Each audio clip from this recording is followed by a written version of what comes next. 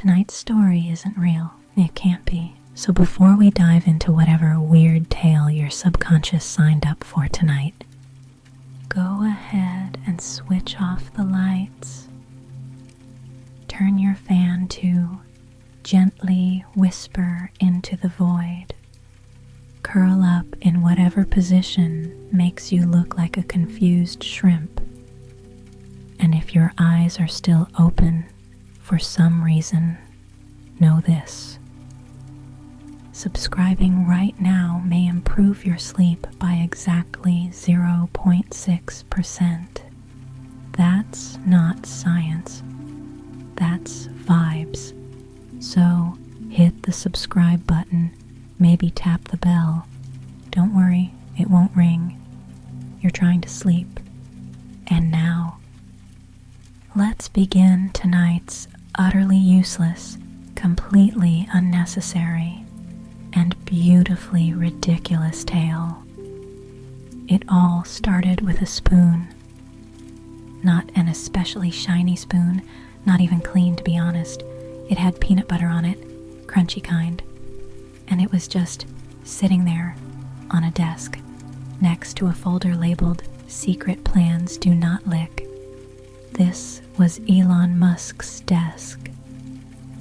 At least it was one of them. He had 12.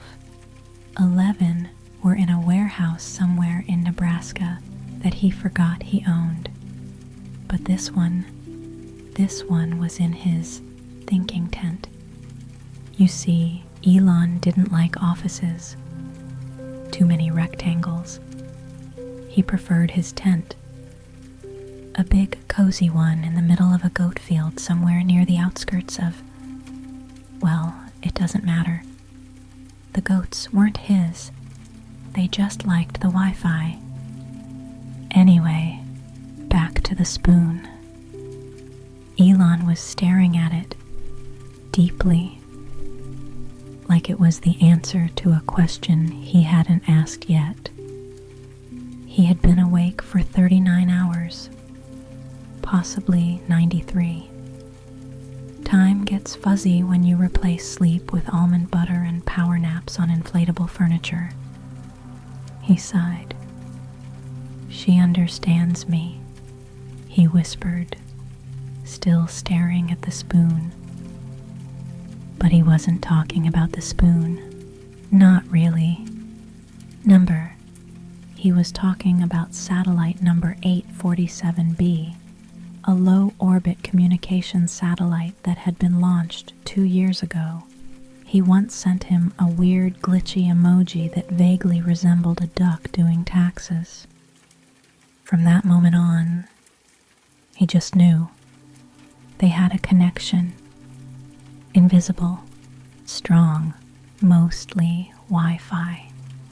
Now, before you jump to conclusions, no, he didn't fall in love with the satellite because of the duck emoji. It was more complicated than that. He said it was her trajectory. The way she looped the earth with such grace and mystery, like a metal ballerina with commitment issues, which, if we're being honest, kind of sounds like something he read on a coffee mug at SpaceX. But anyway, the point is, Elon Musk had decided he was in love. And when Elon decides something, he commits.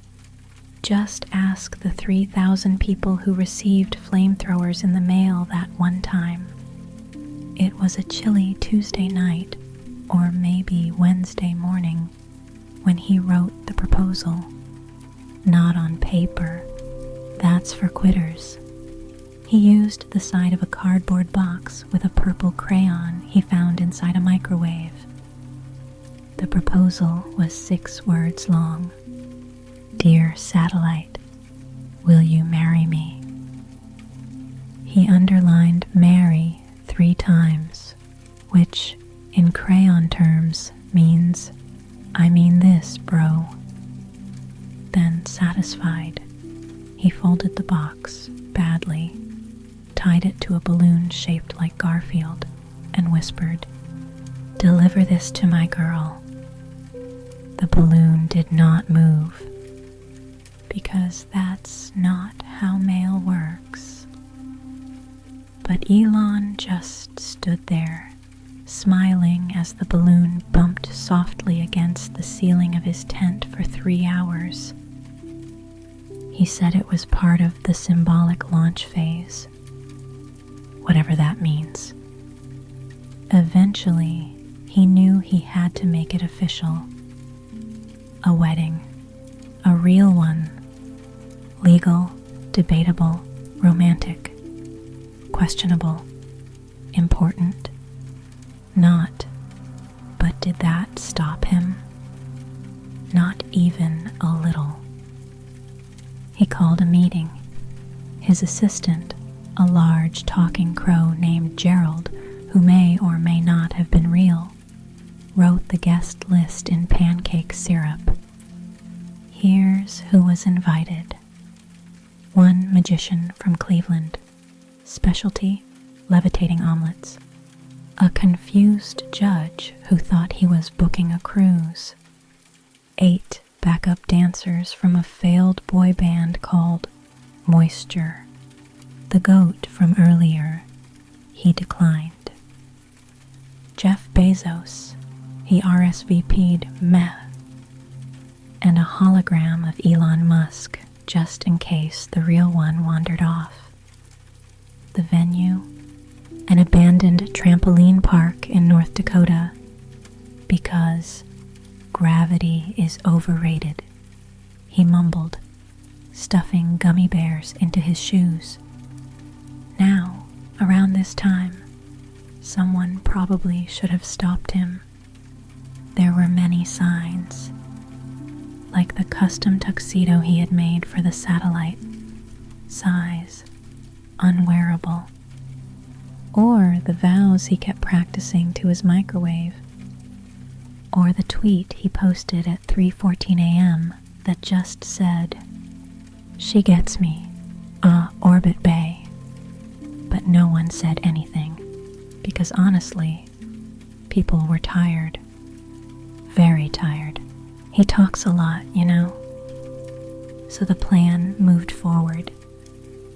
The ceremony was scheduled for whenever the moon feels right. That turned out to be a Thursday.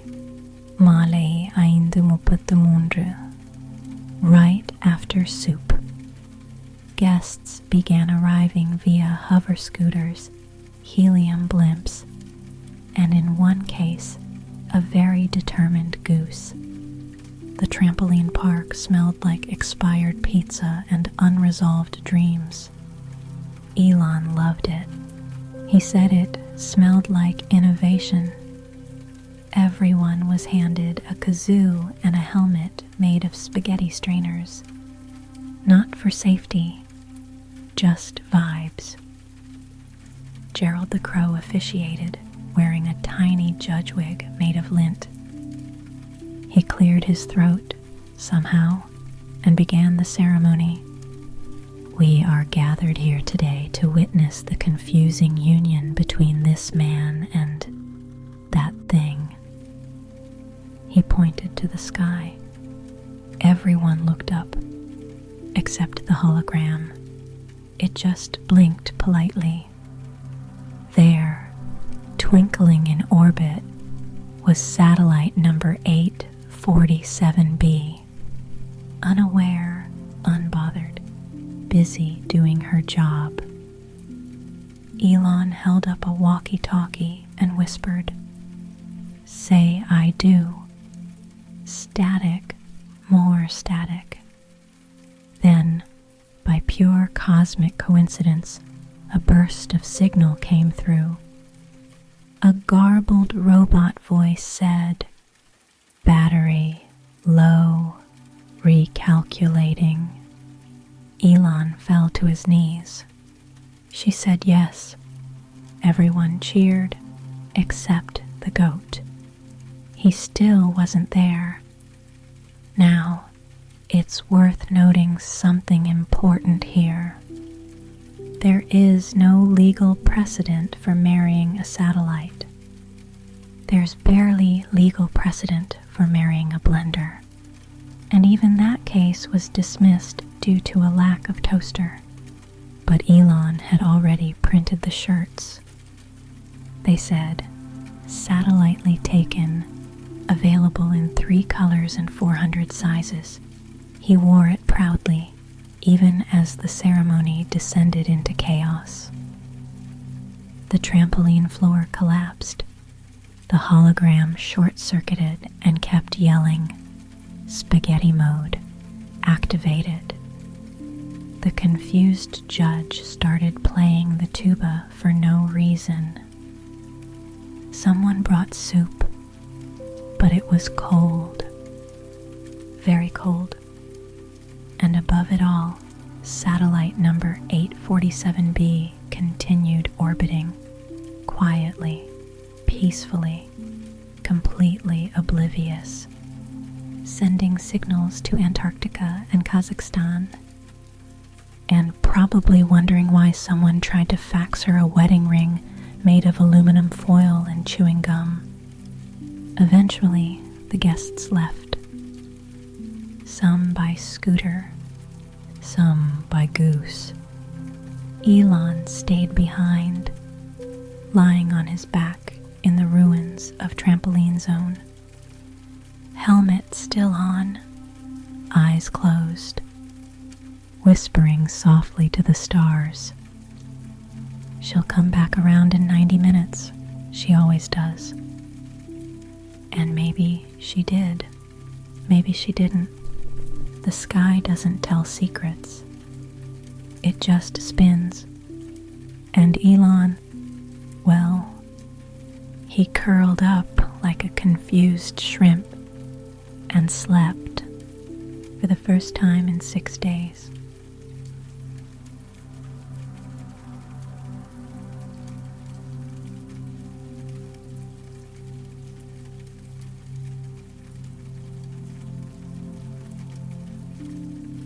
Last time, Elon Musk attempted to marry a satellite. It didn't work. But don't worry, that didn't stop him from planning the honeymoon. But before we unravel that soft little disaster, please turn your pillow to its cooler side. Whisper something gently at your blanket, like, "Good job today." Loosen your eyebrows. You're not being interrogated. You're trying to sleep. And if your thumb is hovering near the subscribe button, go ahead and press it. It's quieter than a snail's yawn and softer than a sock in a fog. Now, let's continue this delightfully sideways tale of orbital romance and poor decision-making. Elon woke up in a beanbag. Not on one, in one. He had somehow sunk into the middle of it overnight, and only his head was visible, like a confused groundhog that fell asleep halfway through popping up. It was morning, or possibly Wednesday again. The sun was out. Birds were singing slightly off-key, like they hadn't practiced. And Elon had a dream. He dreamt satellite 847b was floating gently toward him, cradled in a giant mitten made of moonlight. She was smiling, or maybe it was a solar panel. Hard to say. Anyway, when he woke up, he knew it was time for the honeymoon. Now, some might wonder, how do you honeymoon with a satellite? You don't. But Elon tried anyway. His first plan was to build a second satellite, one that looked like him, just floating next to her all day, whispering romantic things like, "I understand your firmware," and "You orbit so good, baby. He began sketching the prototype using spaghetti noodles and a pen filled with jelly. The first model collapsed. The second model caught fire, somehow. The third became sentient and applied for a mortgage in Kansas. Eventually, Elon gave up on building Space Elon, mostly because the prototype wouldn't stop crying about taxes. So he tried Plan B. He called it Operation Float Near Her and Wave. The plan was simple. Strap himself to a weather balloon, float into the stratosphere, wave lovingly at satellite 847b as she zoomed past at 17,000 miles per hour.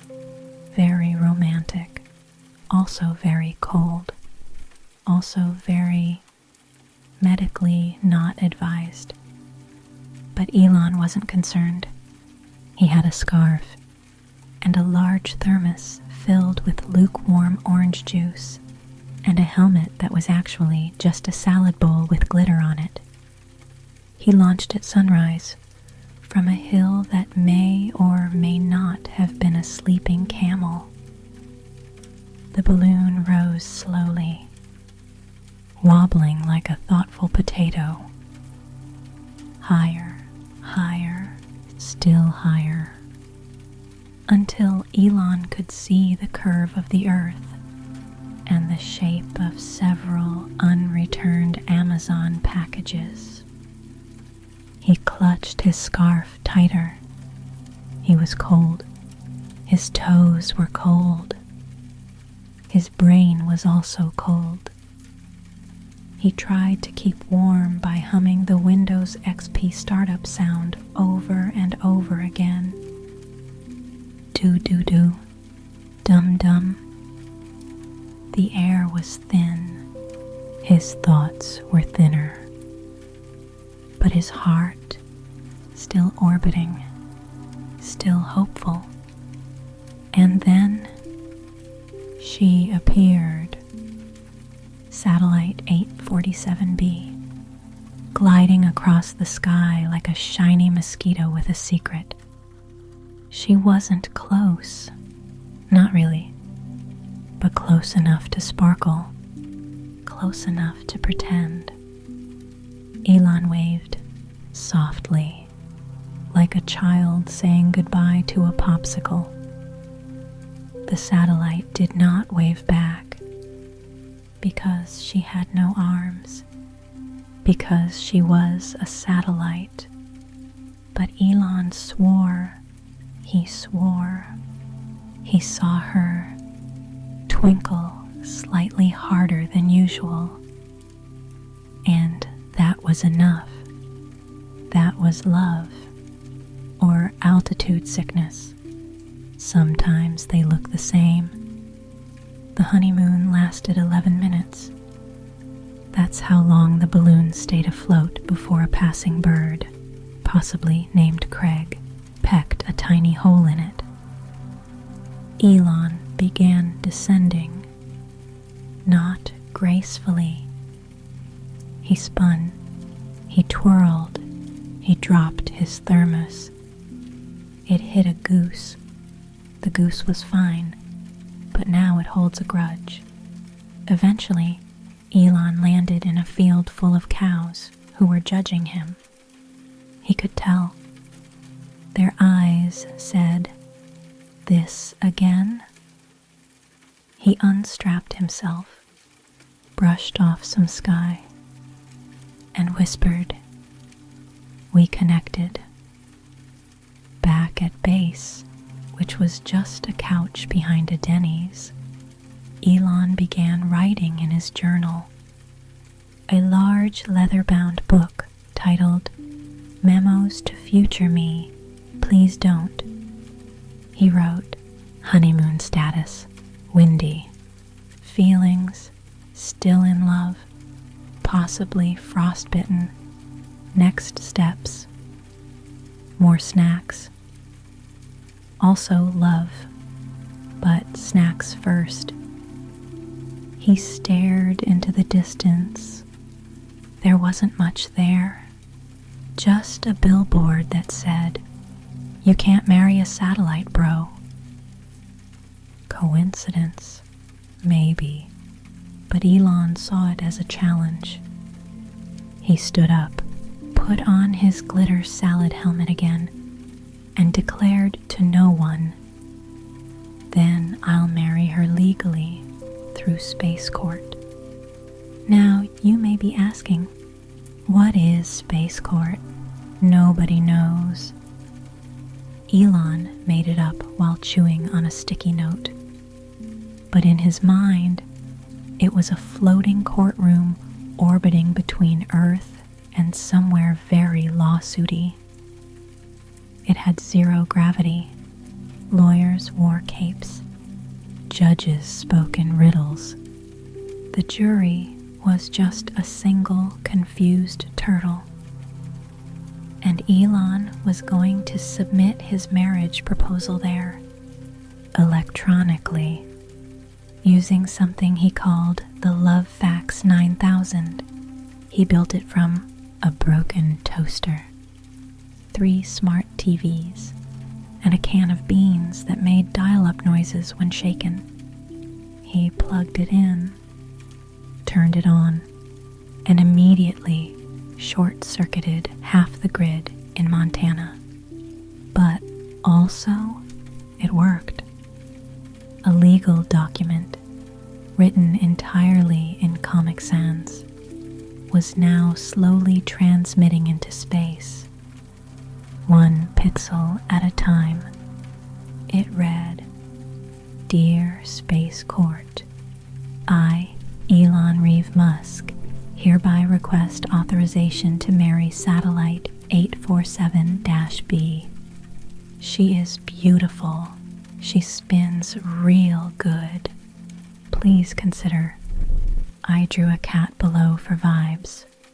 Sincerely, EM, and below that, a truly terrible drawing of a cat. It had 3 legs and sunglasses. Very confident cat. Did the document reach Space Court? Well, the fax was picked up by a passing weather balloon, then carried by wind, then eaten by a pelican, then regurgitated near a satellite dish in Iceland, then posted on a forum for conspiracy theory recipes. So technically, yes, the message got out, just not to the right place, or in the right language. It was translated into aggressive spaghetti by accident. Back on Earth, Elon waited and waited and waited. He sat very still on a lawn chair wearing a wedding sash that said "Orbital Groom." He had 6 cans of tuna, 0 plans, and too much confidence. He waited for a reply, a sign, a tweet, a pigeon with a note, anything. But nothing came, just clouds, just wind, just a possum that looked like it owed someone money. Eventually, Elon sighed, a long, slow, sideways sigh, like a balloon slowly giving up on being important. He whispered to himself, maybe she's just not ready. Maybe she's busy. And with that, he curled up in the lawn chair, pulled a blanket over his knees, and looked up at the stars. Somewhere up there, 847b was still orbiting, still glowing, still doing satellite stuff, which mostly involved not being married. But Elon, he still believed. He believed in Space Court. He believed in duck emojis.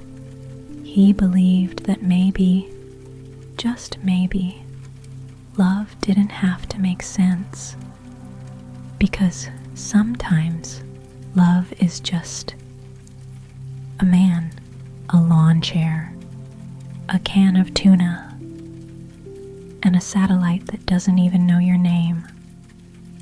And maybe that's okay.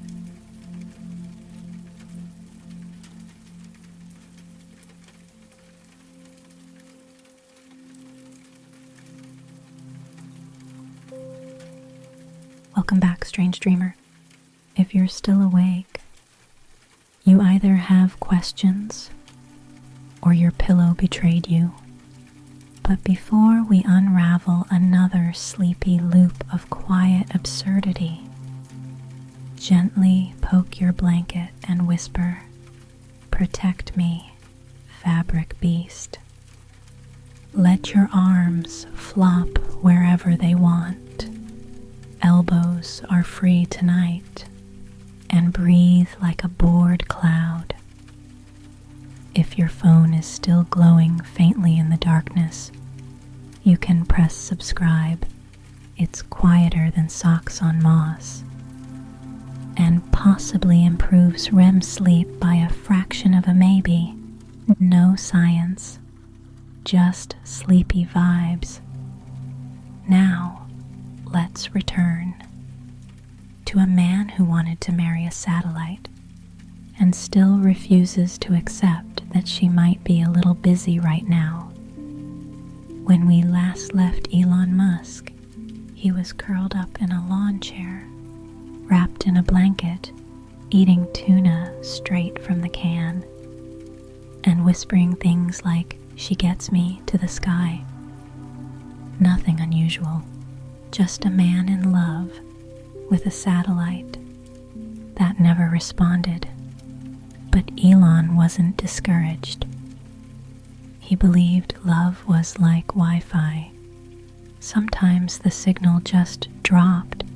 Sometimes you had to reset the router. Sometimes your router was in orbit going 17,000 miles per hour and didn't know you existed. Still, he had a new idea. He called it the love rocket. It started with a dream, or possibly a nap that got out of hand.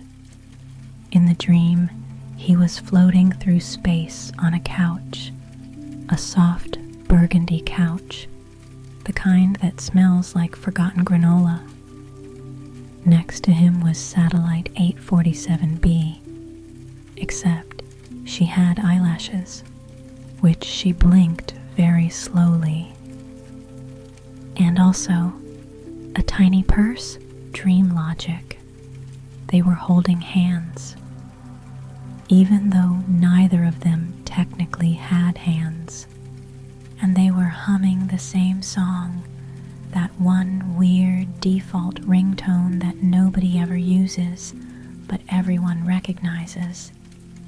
Then suddenly, the couch grew wings, and Elon woke up, covered in crayons. He sat up slowly and muttered, "I need to build her a rocket of love, one that gets her attention, one that sparkles." And so began the worst engineering project since the time someone tried to microwave a waterfall. Construction began the very next morning, or possibly Tuesday afternoon again. Time was slippery. He gathered his supplies, one rocket blueprint from a cereal box, 2 pounds of glitter, several traffic cones, a dozen waffles for technical purposes, and a music playlist titled Space Smooch Vibes Forever. His goal, to build a rocket not to reach her, but to impress her, a grand gesture, like skywriting, but more flammable. He whispered, "She'll see it from orbit, and she'll know, she'll feel it, right in her sensors. The rocket took shape quickly. It was tall. It was pointy. It had a little heart sticker on the nose and a built-in Bluetooth speaker that looped Barry White very faintly. He painted it pink, mostly because that was the only color of spray paint he had left after the whole Tesla but make it Barbie project. The rocket was made of mostly hope, aluminum foil, duct tape, and whatever was inside his garage's mystery bin. He named it Luna Sweet 9. The 9 was silent for emotional reasons. Everyone told him it was a bad idea. Well, not everyone. Just a local dog who barked disapprovingly every time he tested the engine. And also Gerald the crow, who had returned wearing a tiny beret and claimed to be aerospace certified now. But Elon didn't listen. He never did. He stood proudly beside the rocket, wind in his hair, waffles in his pocket, eyes fixed on the stars. And he said, "This isn't science. This is destiny." And also brunch. The launch was scheduled for 3:12 a.m. Why? Because that's when the moon winked at him. Probably. The rocket sat on a launch pad made of trampoline springs and good intentions. Elon wore a tuxedo made of tinfoil and a necktie that said, "I love my orbital wife." A small crowd gathered, mostly squirrels, and Gerald holding a clipboard. Elon climbed into the rocket. He wasn't going to space. Not this time. He just wanted to launch it unmanned. Let it burst into the sky like a romantic firework. Let it glitter through the atmosphere. Let it say, "I still care, even if you don't reply." 3, 2, 1. The rocket shuddered. A low rumble, a puff of glitter, a very concerning creak. Then, nothing. Silence. Gerald coughed politely. Elon looked around, flicked a switch, unplugged a toaster, replugged the toaster, tapped the control panel, shook the rocket a little, and then, quietly, the speaker inside the rocket began to play something. Not Barry White, not a launch countdown, but a recording of Elon himself sleep-talking. "No, I don't want raisins in my time machine."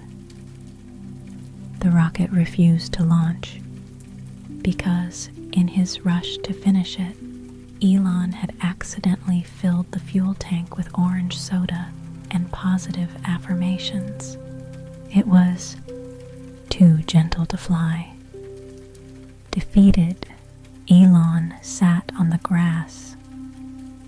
He took off his foil tuxedo, unwrapped a waffle, ate it slowly, then wrapped the other half in a napkin and tossed it gently toward the stars. "Share it with her," he whispered. "To nobody." Gerald landed next to him, offered him a tiny mug of warm sadness, which might have just been coffee, and said nothing. They sat like that for a while, listening to the rocket play static, and frogs, and the distant hum of something that sounded like a raccoon trying to fix a microwave. Eventually, Elon spoke. Maybe she doesn't love me back. Gerald blinked. Elon continued. Maybe she's just doing her job. Spinning, beaming signals. Not built for romance. A pause. Or maybe she's just shy. He stood up, stretched like a sleepy fern, and looked up at the stars again. Satellite 847b was up there somewhere, unbothered, just doing math and sending weather reports. She never answered, not once, but Elon didn't really need an answer, because sometimes love isn't about the response. Sometimes it's just about launching something stupid into the sky and hoping the sky doesn't laugh too hard. That night, Elon fell asleep outside, on the trampoline, wrapped in his foil tuxedo. The stars were out, the frogs were composing jazz, and the failed rocket glowed softly like a confused nightlight. In his dream, he was dancing with the satellite, but she had wheels, and he had a toaster for a head. Still, they moved in sync, floating gently in slow circles, humming softly, saying nothing, and it was enough.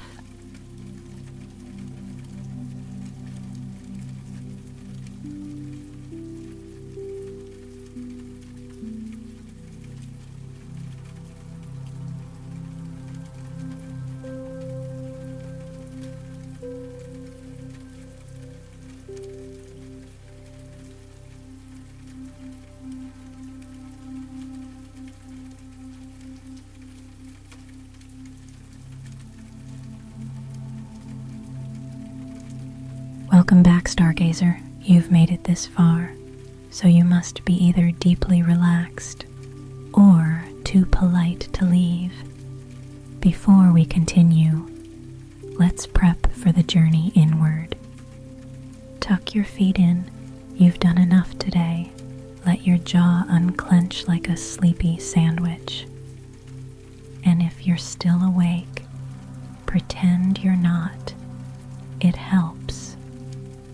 Also, if you haven't already, pressing subscribe at this point is like tucking in the last corner of a warm blanket. Not necessary, but deeply satisfying. Now, let's return to a world where satellites are crush-worthy, love rockets are soda-powered, and Elon Musk has one very specific emotional problem. After the love rocket failed to launch because of soda, glitter, and vibes, Elon Musk entered what he later described as a soft emotional spiral with snack breaks. He stopped building things for a while, stopped tweeting for 5 whole hours, even stopped trying to send romantic beeps into space. He just sat for days, maybe weeks. It's hard to say. Time inside a blanket fort isn't linear. The fort was made of old blueprints and Tesla seat covers. Very warm, smelled faintly of ambition and peanut butter. And that's where Elon did his thinking. Not loud thinking, just quiet, droopy, half-blink thoughts like, was she ever really into me? Can satellites ghost people? What if love is just a side effect of not drinking water? Eventually, Gerald the Crow, his deeply judgmental companion, slid a flyer under the blanket Ford entrance. In bright pastel letters it said, "Space Adjacent Emotional Support Group for individuals dealing with unrequited satellite affection, rocket ship resentment, cosmic loneliness, or any and all orbital heartbreaks. Meets every Thursday. Bring your own juice. Snacks provided, but weird." Elon blinked slowly, then whispered, "Okay." The meeting was held in an abandoned yogurt shop that had been converted into a multi-dimensional healing hub by someone named Carl. Carl was wearing moon boots and a tinfoil crown. He greeted Elon with a hug that lasted 3 seconds too long and whispered, "You're safe now, Earth traveler."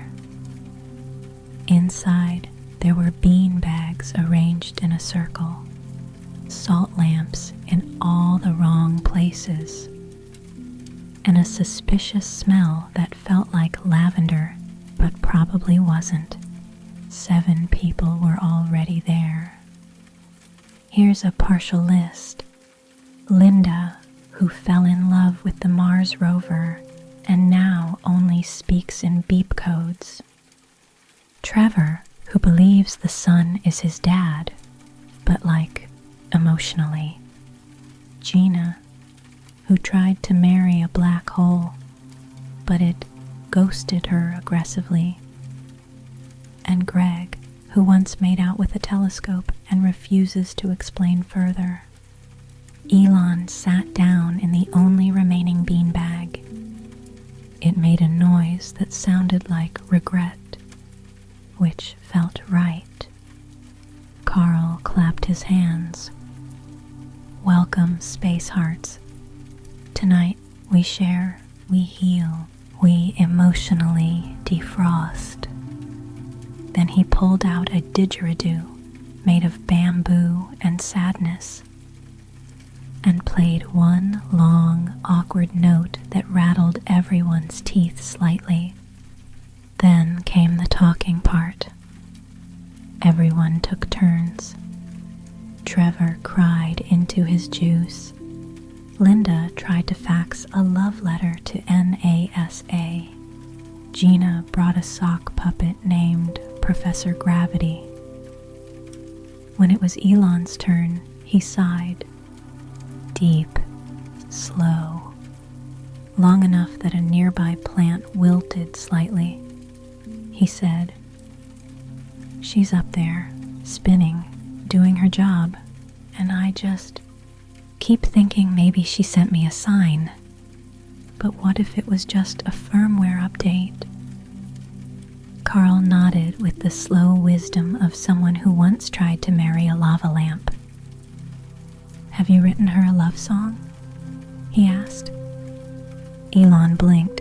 "I tried, but it came out sounding like an elevator having a panic attack." Carl placed a crystal, or possibly a gumdrop, into Elon's hand and whispered, "Then try again. This time, from the soul, the space soul." That night, Elon went home and sat quietly in front of an old keyboard. Not a fancy one, not even plugged in. He just needed the clicky sound for inspiration. He hummed a weird little melody, mostly flat, occasionally sharp. Sounded like a confused raccoon playing jazz flute, but it felt right. He started recording on his phone, softly, sleepily, like he was trying not to wake up the furniture. And the lyrics went like this: "You orbit like you mean it, girl. You got that smooth antenna swirl. My heart's a dish, you're my signal, babe. Let's sync up in that orbital wave. There were 37 verses. Most of them repeated the line, "Spin for me, satellite queen." He uploaded the song to a weather balloon, taped a speaker to it, and let it drift toward the stars. The sound faded into the night sky, like a whisper into a pudding cup. He didn't expect a reply, not really, but 2 days later at 4:03 a.m., something weird happened. He was sitting outside, wrapped in a hoodie, eating cereal with a fork for some reason, and his phone buzzed once. Just once. A message. No sender. Just a strange string of binary code. 0111000011001110.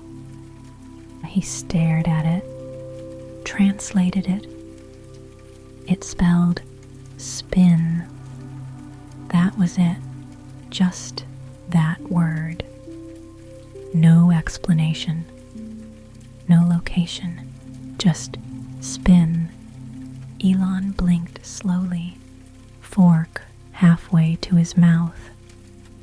Cereal falling gently into his lap like soft edible confetti. Could it be? Was that her? Was that satellite 847B replying? He didn't know. He would never know, because the sky doesn't explain itself. It just winks and spins. He saved the message, pinned it to his wall, titled it Her First Word. He stopped sending love rockets after that. No more songs, no more glitter-fueled plans.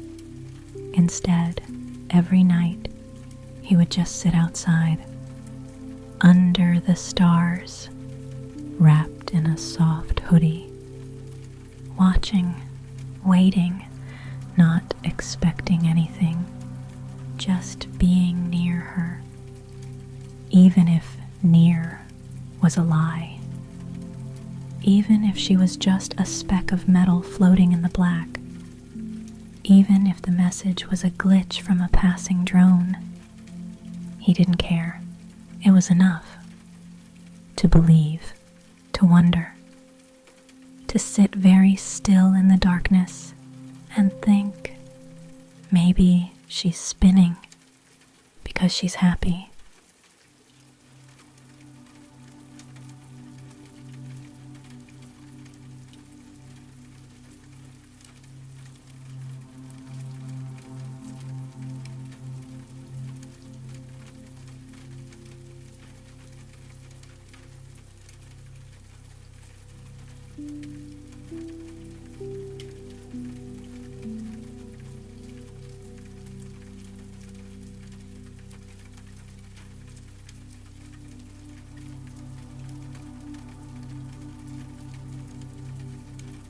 Welcome back, you curious night burrito.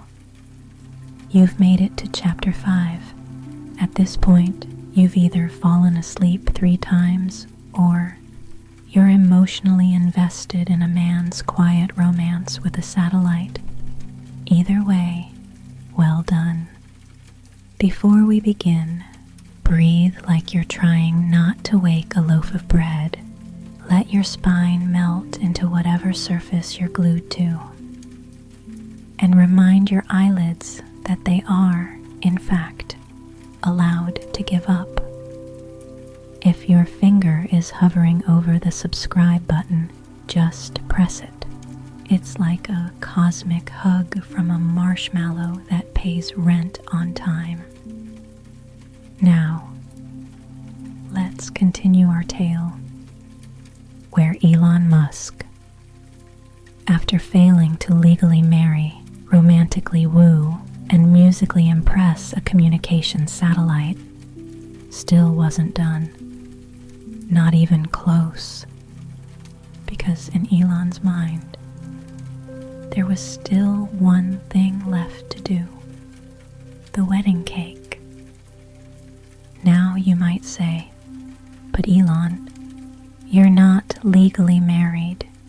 You're not illegally married. You're not anythingly married." But he didn't care. He said, "You don't need permission to bake cake for love." Which is technically true, also a little concerning. He went to his kitchen, or at least the part of his garage he had declared the bake zone. It was mostly old lab equipment, a waffle iron, and a poster of the moon that just said "nice." He pulled out a bag of flour that had expired during the Obama administration, sniffed it, shrugged. "It'll do," he mumbled, already cracking eggs into what might have been a helmet. Elon had never baked a wedding cake before, or a regular cake, or anything really, but he had watched at least 4 baking videos on mute, which in his words made him basically a chef. He wanted the cake to be special, big, romantic, confusing. He wanted layers, 16 to be exact, one for every letter in unrecognized space marriage. He also wanted the ingredients to be meaningful, so he added starlight from a flashlight with glitter inside, moon essence, which was just cream cheese that had been left outside overnight, and data sprinkles, literal USB drives he crushed with a hammer. It was horrible. It was unstable. It smelled like secrets. But it was his. He called it the Orbit Union Confection. And when he opened the fridge to chill it, the fridge made a sound, a low hum, like it was judging him. The plan was simple. Attach the cake to a weather balloon. Launch it at midnight. Let it float gently toward orbit. Hope it passed near Satellite 847b during her scheduled loop. Assume she would feel seen. No, it wasn't practical, but love rarely is, especially when it's with something that transmits GPS data to passing cargo ships. The launch took place at 12:01 a.m. because Elon insisted on being fashionably cosmic. He stood alone in a dark field, wearing a cape made from an old Tesla car cover. The cake sat beside him on a golden platter stolen from a Golden Corral buffet in 2013. Long story, the weather balloon was pink. Because love. Also, it was the only one left at the party store. He tied the cake to the balloon with HDMI cables, gave it a gentle pat, and whispered, "Go, find her. Tell her I baked this with my bare thoughts." And then it rose, slowly, wobbling, almost immediately leaning to the left. Upper, upper, upper, into the sky. Elon watched, one hand shading his eyes, the other still covered in frosting, and for a brief moment, he swore the stars leaned in to look too. But then, the wind changed. Suddenly, weirdly, the balloon twisted, spun, cake, well, it didn't reach orbit. Instead, it collided midair with a passing flock of pigeons, who, understandably, were very confused. There was frosting everywhere. One pigeon screamed. One pigeon seemed to enjoy it. The rest just fled. And the cake, it drifted, not towards space, but sideways, down, toward a parking lot behind a mattress store. It landed on a shopping cart and slowly began to melt. Elon saw the whole thing. His face didn't move. His arms didn't move. Just his heart sinking gently, like an unplugged lava lamp. He sat down in the field, cross-legged, cape slightly caught on a bush, and whispered to the sky. She would have loved the frosting. The next morning, Elon went to retrieve what was left of the cake, but it was gone. Only the platter remained, and a single feather with a tiny bit of icing on it. He sat on the curb, wearing sunglasses, at 5:45 a.m. with a spoon. A stranger walking by asked, "Rough night?" Elon just nodded, then muttered, "She spins, and I fall." The stranger gave him a half banana and walked away in silence. That was probably the most normal part of the day. Later that week, Elon received an envelope. No stamp, no sender. Inside was a photo, a blurry one. It showed the sky, very faintly near the edge of the clouds, was something pink, a balloon, a cake, or just a smudge on the lens. It didn't matter. Elon framed it, hung it next to the binary message that said, "Spin." He called it Wedding Portrait Number 1. That night, as he fell asleep on the floor of his office tent, he whispered into a walkie-talkie, "I know you didn't get the cake, but it was lemon. You'd have liked it." No reply. Of course not. Satellites don't send thank you notes. But still, just before he closed his eyes, his phone buzzed. A glitch in the weather app, or maybe not. It displayed one word, sweet. Coincidence? Probably. But in the dream that followed, he was dancing again. In zero gravity, holding hands with a silver blur, spinning, no music, no questions, just quiet, just sleep. And somewhere out there, above the clouds, above the frost, above everything, a satellite spun, just like always.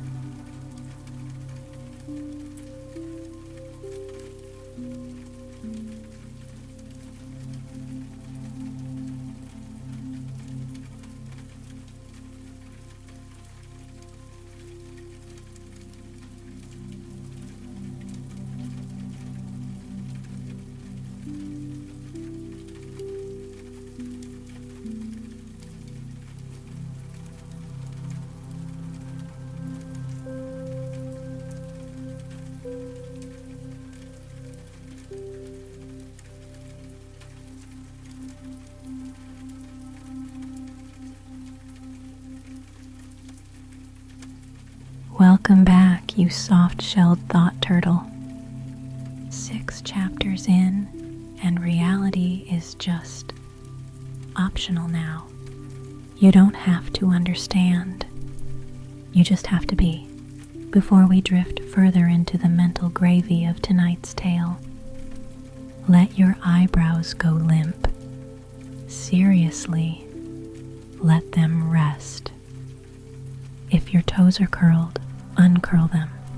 They're not hiding from anything.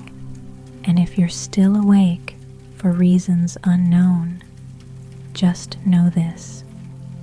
Pressing the subscribe button will not solve your problems, but it will tuck in your pixels. And that's something. Now, let's return to Elon, a man who, in the traditional sense, is fine, but in the cosmic, emotional sense, is quietly writing wedding vows for a satellite that will never hear them, and that's okay. It had been a week since the cake incident, pigeon frosting, balloon disaster, love gently falling into a mattress store parking lot. Elon had moved past the baking phase and into something new, something slower, something vowy. He called it Project Write Her Vows, just in case. He knew the odds. He knew she might never respond, never spin just for him, never say I do in a way that sounded like dial-up noises and solar panel hums. But that didn't matter. He still believed in writing things down, even if no one reads them. Especially then, the vows were written on cheese puff dust-stained notebook paper, each page slightly crinkled, each word written in blue gel pen, which he believed had better emotional accuracy. He sat in his hammock, which he hung inside his garage for emotional swinging, and slowly, dreamily wrote, Dear Satellite 847b, you don't know me. Not really. You're a flying metal object that transmits atmospheric data. I'm a tired man who once got locked inside his own fridge by accident. And yet, I see us, in my mind, spinning, not fast, not dramatic, just gently, like a salad spinner in love.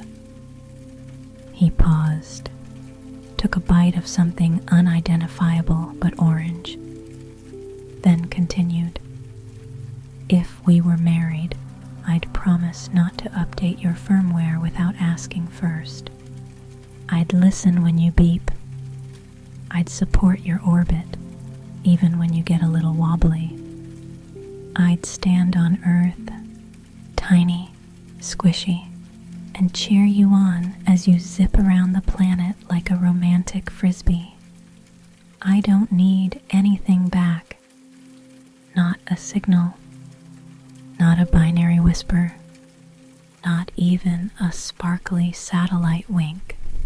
Just keep spinning. I'll be here with snacks. He signed it. Elon, still probably human. Musk, orbital partner, pending. He folded the vows, placed them in a recycled envelope from an old Wi-Fi router, and stared at it. He knew he couldn't send it. Not really. But he had to try something new. So he built a boat out of computer keyboards, foam noodles, and unresolved feelings.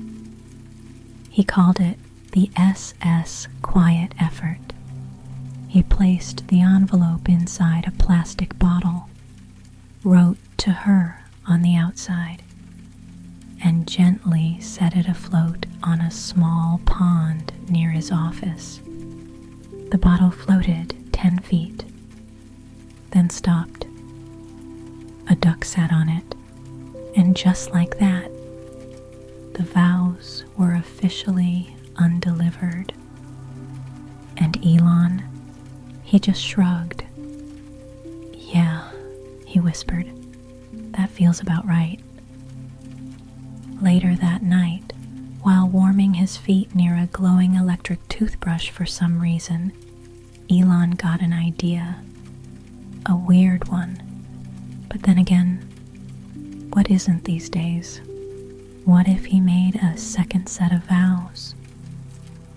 But instead of writing them, he dreamed them. So he created the dream pod. It was just his hammock, covered in aluminum foil and motivational stickers. Inside, he placed a sound machine that only played the gentle hum of refrigerators, a lava lamp full of root beer, and a pair of goggles that didn't do anything except make you feel mysterious.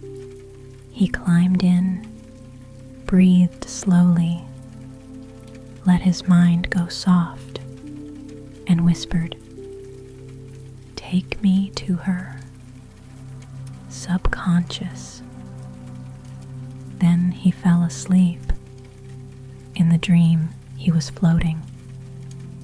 Of course, everything was foggy, slow, like a movie scene someone left in the fridge too long. The stars blinked like lazy Christmas lights. The air smelled like soup and secrets. And from the distance, she came, Satellite 847b, spinning softly, surrounded by tiny floating symbols. Wedding rings, waffles, question marks, and one confused ferret. He floated closer. She glowed. No words were said, because satellites don't talk in dreams. They just vibrate in a frequency that feels like a hug from a fax machine. And then he said his vows, not with words, but with feelings, with warm, blurry honesty. The dream translated his love into symbols, a gently rotating onion, a shoe with wings, a cassette tape that whispered, "I see you," every 14 seconds, a moon crying one single tear that turned into a yo-yo. It didn't make sense, but it did make truth, and that was enough. He woke up, slowly, quietly, like a bread roll regaining consciousness. There was no message waiting, no sign from her, no binary poem, just the sound machine still humming, and the lava lamp burping occasionally. But he felt different, a little lighter, a little less trying, a little more just being. He stepped outside. The stars were still there, still cold, still distant, but somehow softer. He looked up and said nothing, and somewhere far above, a satellite spun. Did she feel it? Did she dream back? Did she whisper in Morse code? "I heard you. Number," Probably not, but maybe, just maybe, she adjusted her orbit ever so slightly for no reason at all, and that was enough.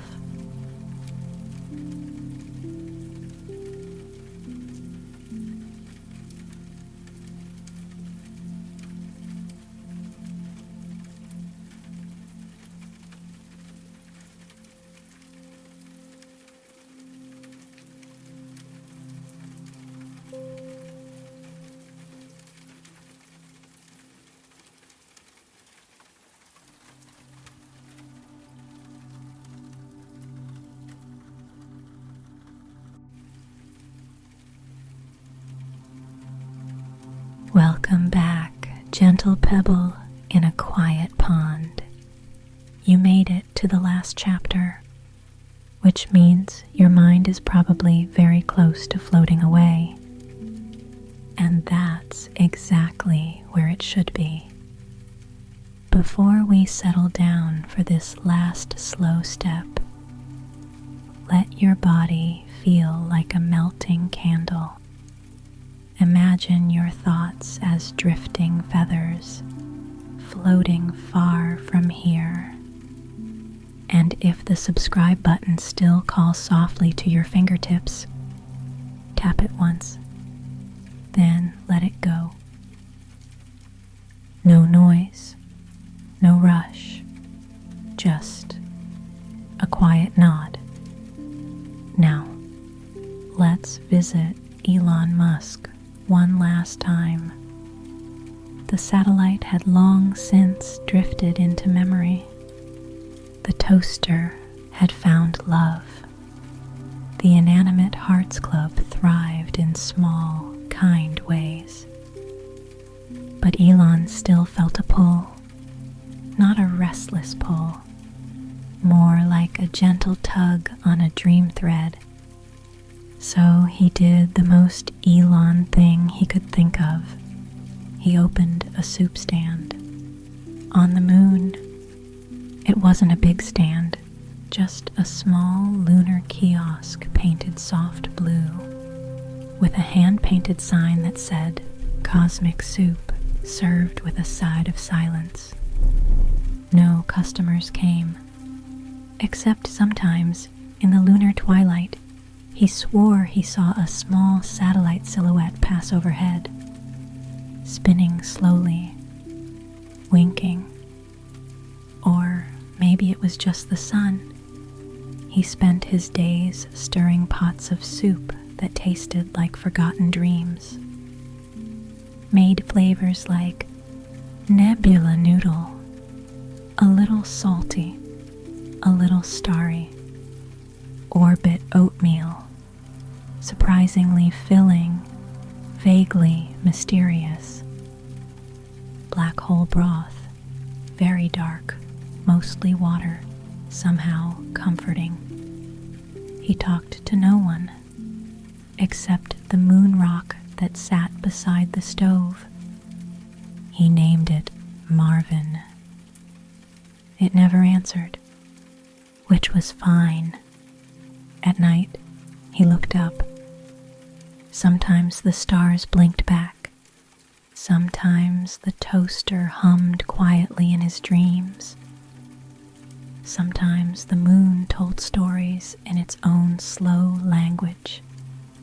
And sometimes he heard a faint signal, not from satellites, not from toasters, not from anything really, just a sound, a slow, soft humming, like the universe singing a lullaby to itself. He smiled, closed his eyes, and listened, because sometimes the best messages are the ones you never understand.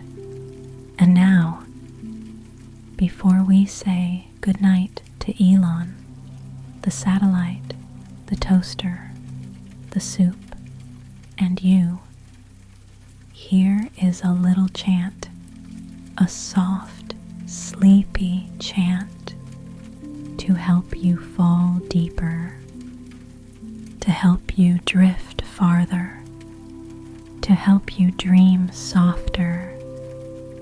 Sleep.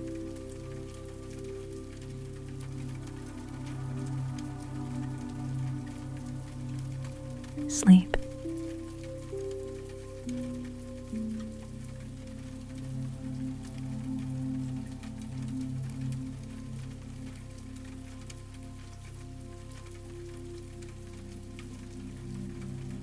Sleep.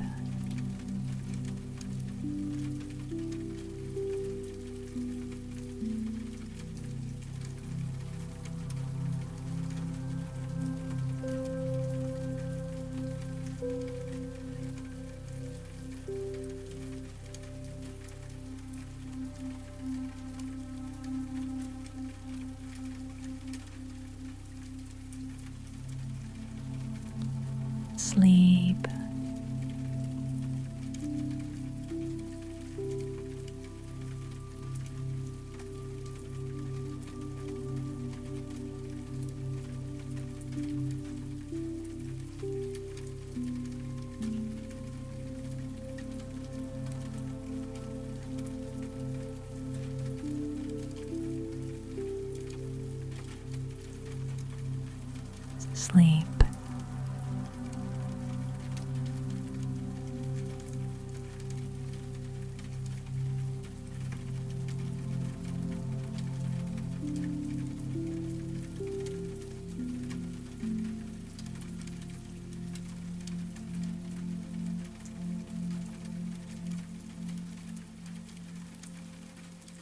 Sleep. Sleep.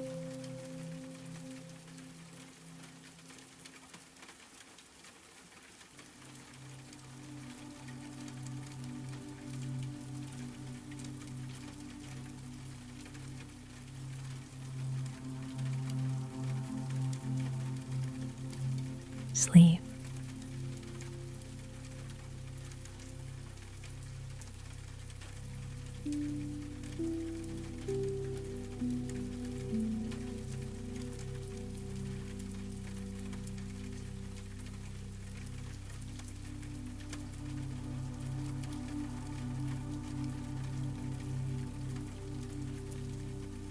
Sleep.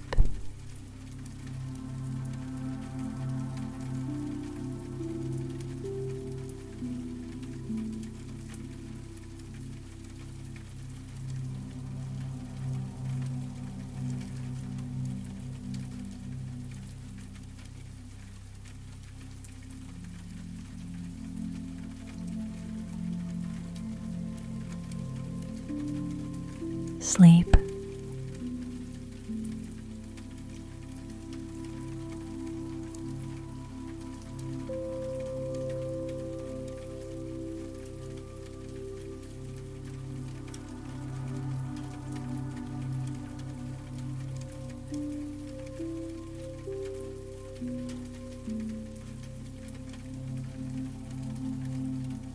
Sleep.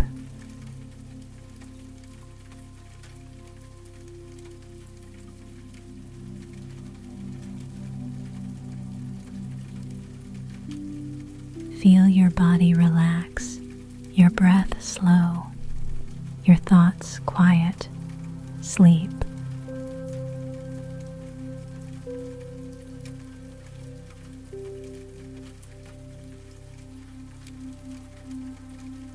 Sleep.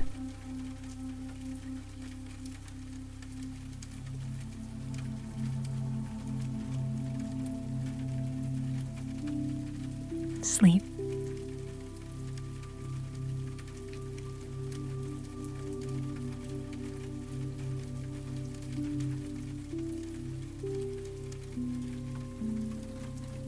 Sleep.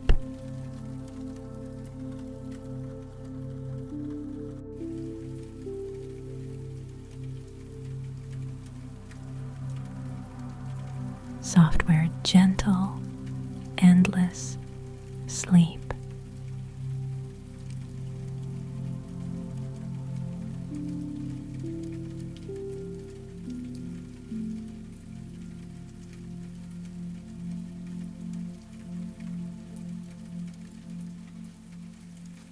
sleep.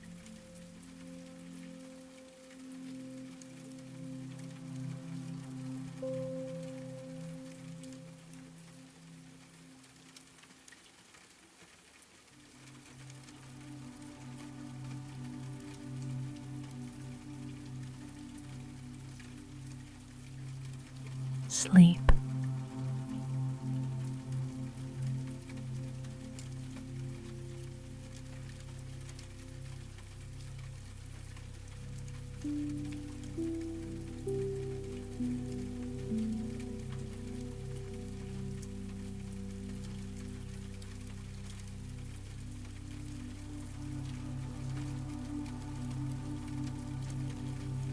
And as you float away, know that somewhere out there, Elon is stirring a pot of cosmic soup, watching the stars, and maybe, just maybe, hearing a satellite blink back. Good night. Sleep well.